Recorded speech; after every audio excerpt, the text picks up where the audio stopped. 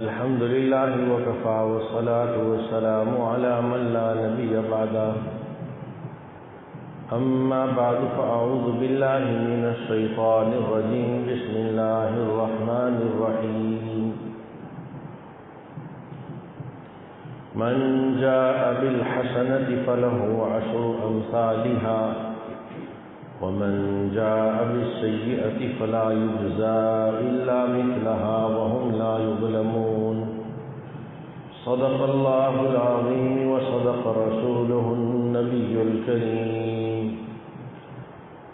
اللهم صل على محمد وعلى آل محمد كما صليت على إبراهيم وعلى آل إبراهيم إنك حميد مجيد اللهم بارك على محمد وعلى آل محمد كما باركت على إبراهيم وعلى آل إبراهيم إنك حميد مجيد میرے محترم دوستو، اللہ رب العزت نے اس دنیا میں ہمیں بہت مختصر سی مہلت آخرت کی تیاری کے لیے عطا فرمائی ہے، اور اس دنیا کا ہر عمل اللہ رب العزت کے ہاں اس پر اجر ملنے والا ہے، بدلہ ملنے والا ہے۔ قیامت کے دن کو یوم الدین کہا جاتا ہے، اور دین کا مطلب بدلے کا دن ہے، جزا اور سزا کا دن ہے، جس دن ہر انسان اپنے کیے کو اپنی آنکھوں کے سامنے دیکھ لے گا، اور ہر عمل اس کے سامنے کھل جائے گا کہ کون سا عمل عمل خیر ہے اور کون سا عمل عمل شر ہے۔ اقرأ کتابک کفی بنفسک اليوم علیک حسیبا، اللہ کہتے ہیں کہ ہم اس دن نامہ اعمال دے کر ہر انسان سے یوں کہیں گے کہ اقرأ کتابک، تو اپنا نامہ اعمال پڑھ لے، کفی بنفسک اليوم علیک حسیبا، آج تو خود اپنا حساب کرنے کے لیے کافی ہے، یعنی تجھے خود ہی پتہ چل جائے گا کہ تو کامیاب ہے ناکام، جو کچھ تو کرتا رہا وہ صحیح تھا یا غلط، آج تجھے اس کے بدلے میں سزا ہے کہ جزا ہے، یہ تجھے خود ہی پتہ چل جائے گا۔ تو اللہ رب العزت نے یہ مختصر سی زندگی دی ہے، اس میں جتنے بھی اعمال خیر ہیں ان پر اللہ تعالیٰ نے اچھا بدلہ دینا ہے، اور جو اعمال برے ہیں ان پر اگر اللہ سے توبہ کیے بغیر گیا تو سزا کا ضابطہ ہے۔ اللہ پاک ہمیں اعمال خیر میں ترقی نصیب فرمائے، اور ہر عمل سو سے، برے عمل سے اللہ حفاظت فرمائے۔ لیکن معاملہ صرف اتنا نہیں ہے کہ آدمی نیکی کر لے، برائی سے بچ جائے، صرف یہ کافی نہیں ہے۔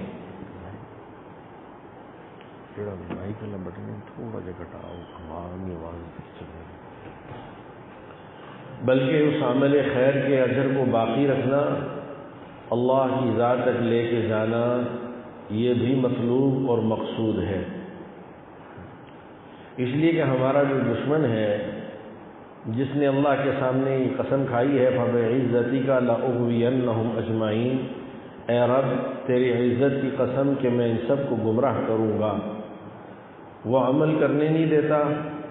آدمی اپنی عزم سے، اپنے ارادے سے، اللہ کی توفیق سے خیر کا عمل کر لیتا ہے، تو پھر وہ اس کوشش میں رہتا ہے کہ مرنے سے پہلے اس کا یہ عمل ضائع ہو جائے۔ اور بہت ساری برائیاں ایسی ہیں کہ جو نیک اعمال کو ضائع کر دیتی ہیں، آدمی کے نیک اعمال ضائع ہو جاتے ہیں۔ اور رسول اکرم صلی اللہ علیہ وآلہ وسلم نے بھی اس بات کی مختلف مقامات پر نشاندہی فرمائی ہے کہ یہ گناہ ایسے ہیں کہ جو آدمی کی نیکیوں کو برباد کر دیتے ہیں۔ جیسے اللہ نے ایک ضابطہ اور بھی رکھا ہے کہ آدمی کی نیکیاں برائیوں کو ختم کر دیتی ہیں۔ ان الحسنات یذہبن السیئات، نیکیاں برائیوں کو مٹا دیتی ہیں۔ جیسے مثال کے طور پر کوئی آدمی گھر سے وضو کر کے مسجد کے لیے نکلتا ہے، اللہ کے رسول صلی اللہ علیہ وآلہ وسلم نے ارشاد فرمایا کہ ہر قدم پر اللہ تعالیٰ اسے ایک نیکی مرحمت فرماتے ہیں اور اس کے گناہوں میں سے ایک صغیرہ گناہ معاف فرماتے ہیں۔ آدمی خیر کا کام کرتا ہے، اللہ اس کی برکت سے اس کی برائیوں کو، لیکن ان برائیوں سے مراد گناہ صغیرہ ہیں، چھوٹے گناہ ہیں، وہ اللہ معاف فرما دیتے ہیں۔ ایسے ہی بعض برے اعمال ایسے شدید ہیں کہ ان کی وجہ سے نیکیاں غارت ہو جاتی ہیں، ضائع ہو جاتی ہیں۔ جیسے رسول اکرم صلی اللہ علیہ وآلہ وسلم نے ارشاد فرمایا کہ مسجد کے اندر دنیاوی گفتگو کرنے والا، اس کی نیکیاں ایسے ختم ہو جاتی ہیں جیسے آگ لکڑی کو کھا کر ختم کر دیتی ہے۔ اب نیکیاں مسجد کی بے ادبی کی وجہ سے نیکیاں ضائع ہو گئیں۔ اسی طرح بہت سارے حقوق العباد ایسے ہیں کہ جن کی وجہ سے آدمی کے نیک اعمال ضائع ہو جاتے ہیں۔ اسی کو رسول اکرم صلی اللہ علیہ وآلہ وسلم نے یوں بھی ارشاد فرمایا کہ جو آدمی کسی دوسرے آدمی کی غیبت کرتا ہے، دوسرے کسی آدمی کے خلاف اس کی برائیوں کو لوگوں کے سامنے بیان کرتا ہے، اللہ رب العزت اس کے نیک مقبول اعمال جس کی غیبت کی گئی ہے اس کو عطا فرما دیتے ہیں۔ اس لیے کہ ضابطہ یہ ہے، اللہ تعالیٰ کے ہاں انصاف ہے، وہاں کسی کے ساتھ ظلم اور زیادتی نہیں ہے۔ جب کسی آدمی نے کسی کی برائی کی، غیبت کی، تو اس کی ذمہ ہے کہ وہ جس کی غیبت کر رہا ہے اس سے معافی مانگے اور اسے یہ بتائے کہ میرے سے تیری حق تلفی ہوئی ہے، مجھے معاف کر دے۔ اگر معافی نہیں مانگی اور اس کے ذمہ میں اس کا یہ حق رہ گیا تو کل قیامت کے دن اسے اس غیبت کے بدلے میں نیک اعمال دلوائے جائیں گے۔ اسی طرح کسی کا مال دبا لیا، کسی کو گالی دی، کسی کو مارا، دھمکایا، ڈانٹا، کسی کے خلاف دشمنی اور عداوت دل کے اندر پالے رہی، تو اللہ تعالیٰ کا ارشاد ہے، اللہ کے رسول صلی اللہ علیہ وسلم کا ارشاد ہے کہ قیامت میں اسے ان اعمال، ان برائیوں کے بدلے میں اپنے نیک اعمال دینے پڑیں گے۔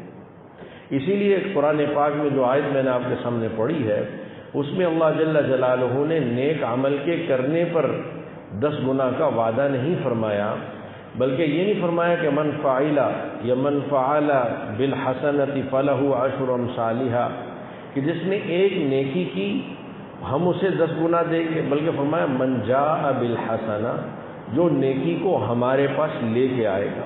نیکی کو کرنا اور پھر اس کو محفوظ کرنا کہ نیکی محفوظ ہو جائے۔ نیکی گناہوں سے ضائع ہو جاتی ہے۔ آدمی مسجد میں نماز پڑھی، تلاوت کی، اللہ کا ذکر کیا، اللہ سے دعا مانگی، باہر نکلا، نکلتے نکلتے زبان سے ایک جملہ کسی کے استہزاء کا، کسی کے مذاق اڑانے کا، دل آزاری کا ایک جملہ بول دیا، اس کی فرض نماز کی ادائیگی تو باقی رہ جائے گی، لیکن نماز پر ملنے والا اجر و ثواب اور ملنے والے انوارات و برکات و ثمرات ان سب سے محروم ہو جائے گا۔ اور گیا کس کا؟ اپنا نقصان کر بیٹھا۔ سمجھتا یہ ہے کہ دوسرے کا نقصان کر رہا ہوں، حالانکہ وہ دوسرے کا نقصان نہیں ہے، وہ حقیقت میں اپنا نقصان ہے۔ کسی کے ساتھ کوئی بھی برا معاملہ کرنا یہ حقیقت میں انسان کی اپنی ذات کی طرف لوٹتا ہے، اس کی برائی کا نتیجہ اسی کو بھگتنا پڑتا ہے۔ اما عائشہ صدیقہ رضی اللہ تعالی عنہا آقا نامدار صلی اللہ علیہ وآلہ وسلم گھر تشریف لائے تو کسی عورت کے بارے میں ایک بات بتانے لگی، اور رسول اکرم صلی اللہ علیہ وآلہ وسلم کے سامنے اس عورت کے تعارف کے لیے کہا کہ وہ جو ٹھیکنے کا چھوٹے قد کی عورت ہے وہ فلاں۔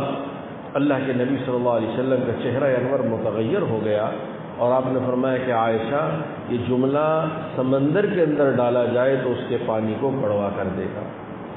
یہ جملہ تمہارا بہت سخت ہے، اس سے اللہ ناراض ہوتے ہیں۔ لیکن میرے محترم دوستو، اللہ ہماری حفاظت فرماوے۔ ہم اپنی نیکیوں کے ذون میں تو رہتے ہیں کہ نماز پڑھ لی ہے، تلاوت کی ہے، اللہ کی توفیق سے صدقہ ہے، اللہ کی توفیق سے بہت سارے بھلائی کے کام ہیں، لیکن دوسری طرف یہ خیال نہیں رہتا کہ میری یہ نیکیاں کس تیزی سے میری زبان کی بدعملی کی وجہ سے اور میری چھوٹی چھوٹی وہ گناہ جنہیں علماء کہتے ہیں گناہ بے لذت، کہ یہ ایسا گناہ ہے کہ جس میں اس کو کوئی لذت بھی نہیں ہے۔ آدمی کسی غیبت کر رہا ہے، چلتے چلتے کسی کے مذاق اڑانے کے لیے، کسی کے استہزاء کے لیے کسی دوسرے کو اشارہ کر دیا، اور اسے اللہ تعالیٰ نے قرآن پاک کے اندر معیوب قرار دیا ہے کہ آدمی دوسروں کی طرف استہزاءً اشارے کرے۔ مذاق اڑانے کے لیے کسی دوسرے کی طرف اشارہ کرنا اور اس کی طرف آنکھ اٹھانا یا انگلی اٹھانا، یہ آدمی کے اللہ کی نگاہ سے انسان کو گرا دیتا ہے۔ آدمی یہ سمجھتا ہے کہ میں دوسروں کے ساتھ یہ کر رہا ہوں۔ آدمی جب کسی دوسرے کا مذاق اڑاتا ہے، حقیقت میں وہ اللہ کی نگاہ سے خود گر جاتا ہے، اس لیے کہ اللہ کے ہاں ہر انسان قابل احترام ہے۔ نبی اکرم سرکار دو عالم صلی اللہ علیہ وآلہ وسلم حجۃ الوداع کے موقع پر بیت اللہ سے کہہ رہے ہیں کہ اے بیت اللہ تو کتنا عمدہ ہے، تیری خوشبو کتنی عمدہ ہے، تیری ذات کتنی عمدہ ہے، تیرا پڑوس کتنا عمدہ ہے، لیکن اللہ کی نگاہ میں ایک مسلمان کی عزت تیرے سے زیادہ ہے۔ جب اللہ کے ہاں اپنے گھر کی عظمت ہے جو بے جان ہے، یہ کیا ہے؟ مسجد ہے۔ مسجدیں کیا ہیں؟ اللہ کے گھر ہیں۔ اللہ کا گھر قابل احترام ہے، اور اتنا قابل احترام ہے جیسے میں نے مثال میں عرض کیا کہ جو دنیاوی گفتگو بازار میں جائز ہے، عبادت ہے، ایک آدمی اپنی دکان پہ بیٹھ کے خرید و فروخت کی گفتگو کر رہا ہے، ایک آدمی اپنے دفتر میں بیٹھ کر اپنے دفتری معاملات کو ڈسکس کر رہا ہے، ان کی آپس میں گفتگو کر رہا ہے، تو یہ اس کے لیے حلال کمانے کا ذریعہ ہونے کی وجہ سے نہ صرف یہ کہ جائز ہے بلکہ باعث اجر و ثواب ہے۔ لیکن وہی گفتگو مسجد جو اللہ کا گھر ہے، جس کی نسبت اللہ کی ذات سے ہو گئی ہے، اسی میں وہ دکاندار آ کر وہی گفتگو جو دکان کی ہے مسجد میں کرتا ہے، دفتر والا وہ گفتگو مسجد میں کرتا ہے، تو چونکہ اس کی نسبت اللہ کی ذات سے ہے اور اللہ یہ چاہتے ہیں کہ میرے گھر میں میرے غیر کا تذکرہ یوں نہ کیا جائے۔ بھیک مانگنا جب آدمی اضطراری حالت میں پہنچ جائے تو جائز ہو جاتا ہے۔ وہ اضطراری حالت پوچھنے کی ضرورت ہے کہ اضطراری حالت میں دستے سوال دوسرے انسان کے سامنے دراز کرنا، یعنی بھیک مانگنا، سوال کرنا جائز ہو جاتا ہے، لیکن مسجد میں کسی کے لیے بھی بھیک مانگنا قطعاً جائز نہیں ہے، حرام ہے، کیونکہ یہ اللہ سے مانگنے کی جگہ ہے، یہ لوگوں سے مانگنے کی جگہ نہیں ہے، یہ اللہ کے سامنے سوال کرنے کی جگہ ہے، یہ لوگوں کے سامنے دستے سوال پھیلانے کی جگہ نہیں ہے، یہ اللہ کی عزت اور اللہ کی حرمت کے خلاف ہے۔ یہ یوں سمجھ لیجئے کہ ایک آدمی بادشاہ، یہ صدر کی بات نہیں کر رہا، وزیر اعظم کی بات نہیں کر رہا، بادشاہ جو بادشاہ ہوا کرتے تھے، کہ ایک آدمی بادشاہ کے دربار میں جائے اور بادشاہ کے سامنے کھڑے ہو کر اس کے دربان سے، اس کے چپڑاسی سے، اس کے کمتر ملازم سے بادشاہ کے سامنے کھڑا ہو کے سوال کرے آوزاری سے، اور بادشاہ کو وہ قابل التفات نہ سمجھے، تو بادشاہ اس سوال پر نہیں اپنی گستاخی پر ناراض ہوگا۔ وہ بادشاہ تو محتاج ہے، وہ بادشاہ تو معذور ہے، وہ بادشاہ تو فانی ہے، اس کی تو بادشاہت کچھ بھی نہیں ہے، اس کے مقابلے میں اللہ جل جلالہ کی ذات وراء الورا ہے۔ اللہ کے گھر میں اللہ کے سامنے کھڑا ہو کر اللہ کے غیر سے سوال کرے، اللہ کو اس سے غیرت آتی ہے۔ نبی اکرم سرکار دو عالم صلی اللہ علیہ وآلہ وسلم کے زمانہ اطہر میں ایک آدمی کا جانور گم ہو گیا، اس نے مسجد میں کھڑے ہو کر اعلان کیا کہ میرا فلاں جانور اگر کسی نے دیکھا ہو، تو اللہ کے نبی نے فرمایا اللہم لا راد اللہ علیک، اللہ اس جانور کو کبھی تیرے پاس واپس نہ لا۔ ناراض ہوئے، یعنی آپ صلی اللہ علیہ وسلم جو سراپا رحمت ہیں، آپ نے زبان نبوت سے اس کے لیے گویا کہ بد دعا کر دی کہ لا راد اللہ علیک، اللہ تیرا جانور نہ لوٹائے۔ کیوں؟ کہ تو کھڑا اللہ کے گھر میں ہے اور کیا دوسروں سے رہا ہے، اللہ سے کہہ کہ اللہ میرا جانور مجھے لوٹا دے۔ تو بہرحال میں عرض کر رہا تھا کہ جب اللہ تعالیٰ اپنے اس گھر کو کہ جو بے جان ہے، جو مٹی سیمنٹ گارے اور ریت سیمنٹ سے بنا ہوا ہے، اس کی اللہ کے ہاں اتنی عظمت اور حرمت ہے اور اتنا احترام ہے اور اتنے ادب و آداب ہیں اس کے، تو آپ اندازہ لگائیے کہ جو آدمی لا الہ الا اللہ کہہ کر اللہ کی نگاہ میں مسلمان ہونے کی وجہ سے محترم ہو گیا ہے، اس کے خلاف آدمی کا کوئی بھی عمل جو اس کے آداب اور اس کے حقوق کے خلاف ہوگا، اللہ اس سے کتنے ناراض ہوں گے۔ من جاء بالحسنہ فلہ عشر امثالھا، فرمایا جو نیکی لے کر آئے گا اس کے لیے 10 گنا ہے. من جاء بالحسنہ، نیکی ہمارے پاس پہنچانی ہے، کرنی نہیں ہے. کرنا تو آسان ہے، اس کو محفوظ کرنا ہے، اس کو ضائع ہونے سے بچانا ہے، اس کی حفاظت کرنی ہے. جیسے ہم اور آپ سرمایہ مال کمایا تو صرف کمانا نہیں ہے، کمانے کے بعد پھر اس کو ہی محفوظ کرنا ہے کہ اگر محفوظ نہ کیا ضائع ہو جائے گا، فائدہ نہیں ہوگا. حفاظت کی جاتی ہے، سنبھالا جاتا ہے اور اس کو موقع پر خرچ کیا جاتا ہے. اس کے لیے مناسب جگہوں کی آدمی تغوّدو کرتا ہے. اللہ کرے کہ ہمیں اعمال حسنہ کے بارے میں بھی یہ بات سمجھ میں آ جائے کہ نیک عمل صرف کرنا کافی نہیں ہے، اس کا سنبھالنا ضروری ہے. اور میرے محترم دوستو، عام طور پر نیک اعمال وہ زبان کے ذریعے سے ہی ضائع ہوتے ہیں. جو گزشتہ جمعہ میں نے عرض کیا کہ اللہ کہتے ہیں کہ اپنی زبان کو قابو میں کر لو. اتقوا اللہ وقولوا قولا سدیدا یصلح لکم اعمالکم. باقی اعمال کی ہم اصلاح کر دیں گے کہ آدمی اپنی زبان کو قابو میں رکھے. زبان سے ایسی گفتگو کہ اچھا یہ تو وہ ہے کہ جو حرام گفتگو ہے، کسی کی عزت کے خلاف، کسی کی حرمت کے خلاف، کسی کی غیبت، کسی کی بدخوئی، کسی کے خلاف منصوبہ بندی، کسی کے عیوب کا اچھالنا. اب ہمارے ہاں یہ الیکشن کا زمانہ آ گیا، الیکشن ہونے والے ہیں، تو الیکشن کا ہمارے ہاں جو مطلب لیا جا رہا ہے وہ انتہائی غلط ہے، وہ انتہائی غلط ہے. الیکشن کا مطلب کیا کہ دوسروں کی عزت اچھالو. جو آدمی دعوے دار ہے کہ میں ٹھیک ہوں تو وہ ہر دوسرے کے اوپر عیب لگائے گا، اس کے عیوب لوگوں کے سامنے کھولے گا کہ اس نے یہ کیا، وہ کیا، یہ کیا. حالانکہ میرے محترم دوستوں، دونوں باتیں غلط. شریعت کی نگاہ میں دونوں باتیں غلط. معاف کیجئے گا، الیکشن میں ووٹ کی حیثیت ایک گواہی کی ہے، ووٹ کی حیثیت ایک گواہی کی ہے. گواہی کا چھپانا بھی حرام اور جھوٹی گواہی دینا بھی حرام ہے. گواہی کا چھپانا یعنی ووٹ نہ دینا یہ بھی جائز نہیں، اور جھوٹی گواہی دینا کہ جو اس کا اہل نہیں ہے اس کے بارے میں یہ گواہی دینا کہ یہ اس کا اہل ہے یہ بھی ناجائز ہے. تو میں نے ووٹ کی تو شرعی طور پر حیثیت بیان کر دی. مقصود ووٹ کے اندراج یعنی ووٹ ڈالنے سے روکنا نہیں ہے. لیکن ہو کیا رہا ہے، ہمارا جو نظام جو ہم نے غیروں سے لیا وہ نظام کیا ہے؟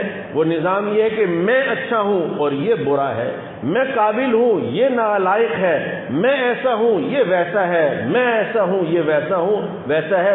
اور یہ دونوں باتیں کہ اپنا تزکیہ، اللہ قرآن میں کہتے ہیں کہ فلا تزکوا انفسکم، اپنی پاک بازی بیان نہ کرو، اپنی صفائی بیان نہ کرو. اور دوسری طرف ابھی ہمارا نظام ہے، ہم اس کے بغیر چل ہی نہیں سکتے، لیکن جو مزاج شریعت ہے وہ نہیں ہے. اس لیے کہ اللہ کے نبی سرکار دو عالم صلی اللہ علیہ وسلم نے فرمایا کہ اللہ نے دنیا میں انسانوں کے درمیان معاملات کو چلانے کے لیے عہدے رکھے ہیں. جس آدمی کو اس کی مرضی کے خلاف کسی ذمہ داری کا اہل سمجھتے ہوئے ذمہ داری اس کے سر پر ڈال دی جاتی ہے اور وہ ڈرتے ڈرتے اسے قبول کرتا ہے، اللہ کی طرف سے اس کی مدد کی جاتی ہے. اور جو آدمی کسی ذمہ داری کو لینے کے لیے آگے بڑھتا ہے اور یہ دعویٰ کرتا ہے کہ میں اس ذمہ داری کا اہل ہوں، مجھے دے دی جائے، اللہ کی طرف سے اس کی مدد ہٹا دی جاتی ہے اور اللہ اسے اس کی ذات کے سپرد فرما دیتے ہیں. یہ حدیث ہے. اللہ کے نبی نے فرمایا کہ کبھی بھی دو آدمی ہوں اور تم تیسرے ہو تو تم ان دو کے بارے میں اپنے آپ کو یہ نہ سمجھنا کہ مجھے ان کا ذمہ دار بنا دیا جائے، مجھے ان کا بڑا بنا دیا جائے، میرے ذمے ان کے معاملات کو کر دیا جائے، میں ٹھیک کروں گا. ہاں، اگر ذمہ داری ڈال دی جائے تو اس میں اللہ کی مدد ہے. ذمہ داری کا مانگنا، طلب کرنا اور اپنا تصفیہ اور تزکیہ بیان کرنا یہ خلاف شریعت، مزاج شریعت کے خلاف ہے. مزاج شریعت کے خلاف ہے. ناجائز نہیں کہہ رہا میں، حرام نہیں کہہ رہا، لیکن مزاج شریعت کے خلاف ہے. لیکن دوسری بات کہ دوسروں کے عیوب کو اچھالنا. اور پھر ہوتا کیا ہے کہ ہماری بریکیں تو چونکہ کمزور ہیں، ہر معاملے میں ہماری بریک کمزور ہے، ہر معاملے میں حد اعتدال سے ہم بہت آگے نکل جاتے ہیں. تو ہم پھر صرف حقائق پر نہیں رہتے، ہم فلسفوں پر اور ایک تخمینوں پر اور ایک اندازوں پر کہیں سنی پر ہم چلتے چلے جاتے ہیں. تو یہ بہت غلط عمل ہے. اللہ ہم سب کی اس سے حفاظت فرماوے. تو قرآن پاک میں اللہ پاک نے فرمایا من جاء بالحسنہ، جو نیکی لے کر ہمارے پاس آئے گا فَلَهُ عَشْرُ أَمْثَالِهَا، ہم اسے اس ایک نیکی کے بدلے میں 10 نیکیاں یا 10 گنا یا 10 اجر عطا فرمائیں گے. ومن جاء بالسیئہ، اور ایک گناہ ہوگا تو اس ایک گناہ کے بدلے میں ایک ہی لکھا جائے گا، 10 نہیں ہوں گے۔ اور نیکی کے بارے میں تو اللہ تعالیٰ نے دوسری جگہ فرمایا کہ 700 ملیں گی، اور بلکہ فرمایا واللہ یضاعف لمن یشاء، اللہ جب چاہیں گے تو 700 سے بھی زیادہ بڑھا دیں گے۔ اور کتنا بڑھائیں گے؟ اللہ جتنا چاہیں گے اتنا بڑھائیں گے، اور اللہ جب بڑھائیں گے تو وہ پھر بے حد و حساب ہوگا، اس لیے کہ بڑھانے والا اپنی حیثیت سے بڑھاتا ہے۔ جب وہ کہتا ہے کہ میں اپنی چاہت سے بڑھاؤں گا تو اگر بڑھانے والا اپنے حساب سے بڑھائے گا تو لیکن میرے محترم دوستو، اس میں معاملہ جو میرے اور آپ کے ذمہ ہے وہ نیکی کو بچا کے اللہ کی ذات تک، یعنی کہ قیامت کے میدان تک لے کے جانا ہے، موت تک نیکی کی حفاظت کرنا ہے۔ نیکی کی حفاظت کا سب سے اہم اور جزء اعضائے بدن میں سے عضو بدن وہ زبان ہے۔ کہ اللہ کرے کہ ہماری زبان قابو میں آ جائے، اور خاص طور پر دوسروں کے متعلق اپنی زبان کو خاموش رکھنا، اور اس کے دوسروں کے بارے میں کبھی رائے قائم نہیں کرنی چاہیے۔ اور کبھی اگر آپ کو یہ حتیٰ کہ دیکھیے شریعت نے تو کتنا اہتمام کیا دوسرے کی عزت کے بارے میں، اگر خدا نخواستہ اگر کسی آدمی نے کسی کو حرام کا ارتکاب کرتے ہوئے دیکھا لیکن اس کے پاس اپنے علاوہ کوئی دوسرا نہیں ہے، 2 نے دیکھا تیسرا نہیں ہے، 3 نے دیکھا چوتھا نہیں ہے، شریعت ان تینوں کو دیکھنے والوں کو کہتی ہے کہ اپنی زبان کو بند رکھو۔ اگر تم اپنی زبان سے اس واقعے کا اظہار کرو گے اور تم چوتھا آدمی نہیں لا سکو گے تو تمہیں اس واقعے کے اظہار پر جو حقیقت پر مبنی ہے تم میں سے ہر ایک کو اس دنیا میں 80 کوڑے مارے جائیں گے۔ اندازہ لگائیے کتنا عزت نفس کا لحاظ رکھا ہے شریعت نے۔ اور میں اور آپ ہمارا حال تو یہ ہے کہ ہم تو سنی سنائی اب کیا ہے، سوشل میڈیا ہے، سوشل میڈیا پہ دیکھا آگے چلا دیا، اور سوشل میڈیا سے زیادہ بڑا جھوٹا، اور سوشل میڈیا سے زیادہ فتنہ پرور، اور سوشل میڈیا سے زیادہ اللہ کی قسم زیادہ فساد مچانے والا اس دنیا کے اندر کوئی، جو کچھ بھی ہے وہ سارے کا سارا فساد ہے۔ تھوڑی سی گندگی کا حکم ہے کہ اس کو چھپا دیا جائے، اور میڈیا کیا کرتا ہے کہ گندگی کو اچھالتا ہے، گندگی کو پھیلاتا ہے کہ خوب ساروں کو اس سے یعنی اس ناپاکی کو ساروں کے اوپر اس کے چھینٹے ڈالنے کی کوشش۔ اور ہمارے بسا اوقات ہمارے سمجھدار لوگ بھی اپنی ناسمجھی میں اسی کو آگے لے کر چلتے ہیں، اس کو آگے پھیلاتے ہیں۔ کسی بھی برائی کی بات کو لا يحب اللہ الجہر بالسوء من القول، اللہ پاک برائی کے پھیلانے کو ہرگز پسند نہیں کرتے۔ برائی چھپانے کی چیز ہوتی ہے۔ پخانہ راستے میں پڑا ہوا ہے، آپ 4 آدمیوں کے ساتھ جا رہے ہیں، آپ کی انتہائی احمقانہ حرکت ہوگی کہ آپ تینوں کو متوجہ کریں کہ وہ دیکھو گندگی پڑی ہے، دکھایا پھول جاتا ہے کہ دیکھیے کتنا خوبصورت پھول ہے، دیکھیے کتنی سبزہ ہے، اللہ پاک نے بارش برسائی ہے، ہریالی دیکھیے کہ کتنی ہوگی ہے، گندگی چھپائی جاتی ہے، دکھائی نہیں جاتی۔ لیکن ہمارا اس وقت سوشل میڈیا کا کردار، اور پھر اس کی وجہ سے ہم میں سے بہت سے لوگ اس کے اندر شامل ہو جاتے ہیں کہ برائی کو پھیلانا، برائی کو بڑھانا، اور یعنی ایسے لگنے لگتا ہے کہ گویا کہ نعوذ باللہ ہم سارے کے سارے بدماش ہیں۔ حالانکہ ہوتا کیا ہے، ابھی آپ کے سامنے یہ سب کچھ جو ہو رہا ہے، ہوتا کیا ہے کہ ایک برائی ہے لیکن اس کو اتنا بولا کہ سارے چور نظر آتے ہیں، سارے خائن نظر آتے ہیں، اور سارے بدکردار نظر آتے ہیں، اور اس کے مقابلے میں ہمارے ہاں لوگوں کی خوبیاں اور خیر، اور اللہ کی قسم میں کھا کے کہہ رہا ہوں کہ اللہ نے ہمارے ملک کے لوگوں کے اندر دنیا کے سینکڑوں ملکوں سے زیادہ اللہ تعالیٰ نے غیرت اور دوسروں کی ہمدردی کے جذبات رکھے ہوئے ہیں۔ لیکن ہماری نگاہیں چونکہ غلط ہو چکی ہیں، زاویہ نظر سارا کا سارا غلط ہے، ٹیڑھا ہے، تو بھینگے کو تو دکھائی دو دیں گے۔ جب نگاہ اس کی خراب ہو گئی ہے، زاویہ نظر اس کا خراب ہے، تو اسے ہر چیز ٹیڑھی دکھائی دے گی۔ یہی حال میرا اور آپ کا ہو چکا کہ ہم نے سوشل میڈیا اور غیروں کے پراپوگنڈے سے متاثر ہو کر ہماری نگاہ کا زاویہ بدل چکا۔ ہمیں صرف عیوب نظر آتے ہیں، خیریں نظر نہیں آتی کہ اللہ نے ہمارے ہاں کتنی خیریں ہر ایک کے اندر چھپا رکھی۔ ہمارے ہاں لوگوں کا خیر کا جذبہ دنیا کے سینکڑوں ممالک کے مقابلہ میں زیادہ ہے، ہمارے ہاں غیرت دنیا کے سینکڑوں ممالک کے مقابلہ میں زیادہ ہے، ہمارے ہاں خیرخواہی دنیا کے سینکڑوں ممالک کے مقابلے میں زیادہ ہے۔ ہاں جو خرابیاں ہیں سو ہیں، لیکن ہمارے بگاڑ کا ایک جہاں اور اسباب ہے۔ ایک سبب ہمارے بگاڑ کا یہ بھی ہے کہ جس چیز کا تذکرہ ہوتا ہے وہ چیز وجود پاتی ہے، ہم تذکرہ ہی چونکہ برائی کا کریں گے تو برائی وجود میں آئے گی۔ کہتے ہیں جس کو مٹانا اس کا تذکرہ چھوڑ دیا جائے. آپ کی کسی کے ساتھ کوئی آڑپس ہو گئی, کہیں کھٹ پٹ ہو گئی, کہیں کسی کے ساتھ نوک جھونک ہو گئی, اب آپ کے دل میں جو اس کے بارے میں یا اس کے دل میں آپ کے بارے میں جو کدورت آ گئی ہے, اس کو مٹانے کا حل اس واقعے کو بھلا دینا ہے, نہ کہ اس واقعے کا ہر مجلس میں تذکرہ کرنا. آپ جو اس کا تذکرہ کریں گے نفرت بڑھتی چلی جائے گی. اگر آپ اس نفرت کی بات کو, اس جھگڑے کی بات کو بھلا دیں گے اور خیر کی باتوں کا تذکرہ کریں گے تو نفرت محبت سے بدل جائے گی. یہی حال ہے کہ ہم اگر خوبیوں کا تذکرہ کریں گے, اگر ہم اچھائیوں کا تذکرہ کریں گے, بھلائیوں کا تذکرہ کریں گے تو اللہ کرے گا کہ معاشرے کے اندر خوبیاں, اچھائیاں اور بھلائیاں پھیلیں. تو بہرحال نیکی کی حفاظت کے لیے اللہ تعالیٰ نے ہمیں مکلف بنایا ہے. نیکی کرنا کافی نہیں ہے, نماز پڑھ لینا کافی نہیں ہے, زکوٰۃ دے دی, صدقہ دے دیا کافی نہیں ہے. اس کو سنبھالنا ہے, اس کو ضائع نہیں ہونے دینا. اور یہ ضائع ہوتا ہے سب سے زیادہ زبان کے راستے سے. سب سے زیادہ زبان کے راستے سے ہماری نیکیاں برباد ہو جاتی ہیں, نیکیاں ختم ہو جاتی ہیں, ضائع ہو جاتی ہیں. اور زبان سے کہی ہوئی بات, اللہ کے نبی سرکار دو عالم صلی اللہ علیہ وآلہ وسلم نے فرمایا کہ اگر کسی نے کسی مسلمان کے بارے میں, کسی انسان کے بارے میں کوئی ایسی بات, ایسا عیب, ایسی برائی بیان کی جو اس کے اندر نہیں ہے, آپ نے فرمایا کل قیامت کے دن اسے جہنمیوں کے خون اور پیپ والے گڑھے میں, اور اس وادی میں کہ جس میں جہنمیوں کا خون اور پیپ جمع ہے, اس میں اس کو قید کر دیا جائے گا اور اس وقت تک چھوڑا نہیں جائے گا جب تک اس بات کی حقیقت کو ثابت نہ کر سکے. اور کیسے ثابت کر سکے گا؟ جو ہوا ہی نہیں ہے وہ کیسے ثابت کرے؟ جو بات کی نہیں ہے کسی نے وہ کیسے ثابت کی جا سکے؟ تو میرے محترم دوستو, اللہ پاک ہماری حفاظت فرمائیں. میں اور آپ اس بات کا عزم کریں, اپنی زبان سے خیر کی بات نکالیں, شر کی بات, برائی کی بات. کسی کی برائی دیکھے آدمی آنکھ کو بند کر لے, زبان کو روک لے, خیر کی بات کرے, خیر کا تذکرہ کرے.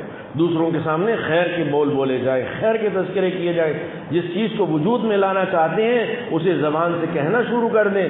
جس چیز کو مٹانا چاہتے ہیں اس کا تذکرہ ختم کر دیں, اس کا تذکرہ ختم کر دیں, اس کو کہنا چھوڑ دیں. انشاءاللہ اللہ پاک اس کو ختم فرما دیں گے. اللہ پاک ہمیں اس کی سمجھ نصیب فرماوے. تو نیکی کو کرنا اور پھر محفوظ کر کے اللہ کی ذات تک لے جانا, اور محفوظ کرنے کے لیے ہر عمل خیر وہ انسان کا دشمن شیطان اس سے ضائع کرنے کے لیے اس سب سے آسان حربہ اس کا زبان کا ہے, اور دوسرے نمبر پر آنکھ کا ہے کہ آنکھوں سے آدمی حرام کو دیکھتا ہے, کان سے حرام کو سنتا ہے, تو اس سے اعمال کا نور جاتا رہتا ہے, اعمال ضائع ہو جاتے ہیں.